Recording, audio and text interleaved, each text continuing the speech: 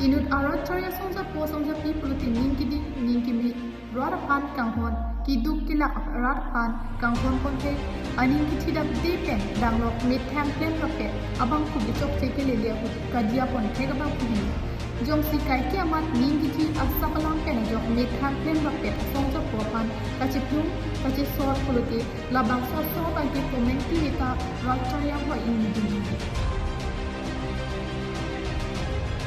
Lasan Foxinon, Langdam Politik All Party Leader Conference, Chihakan Teachers Electoral Soal Langdam Politik Mithal Soalu Claim Raptek, Ambong Kachiton Ke Asap Bak Soalu Chok Chedukok Politik Soal Pente Soal Side Claim Wrong and Job Pini Arni Assam Assembly Kilikan of Congress Electoral Song Pencherab Rin Api Anta Ki Rempusi Wartu Sapkanjang.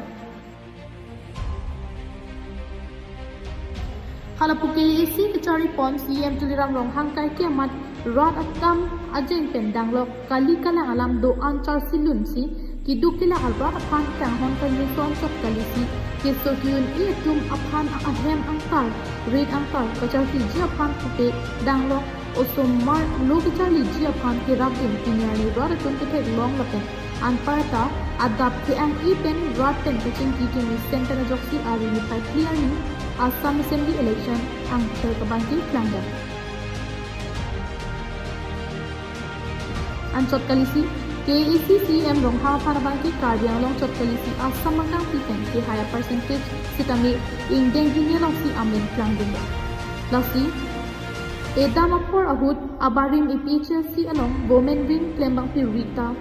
Kramsapi pen kaningje pon APHLC rachorya song atumke social media nong si hai chot walam the banki pinyar ni banki APHLC nang mande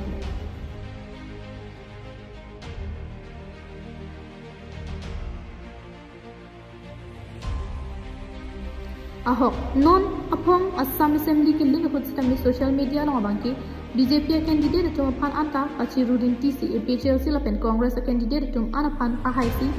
MLA hoi long ta pang ni pondrin theater bonta laki mang monalam chot pot si kedam tang aru ni phai clear ni banki APHLC pen Congress candidate tum innut take hai dono AC BJP rachorya so tum an chip hai pondrin tile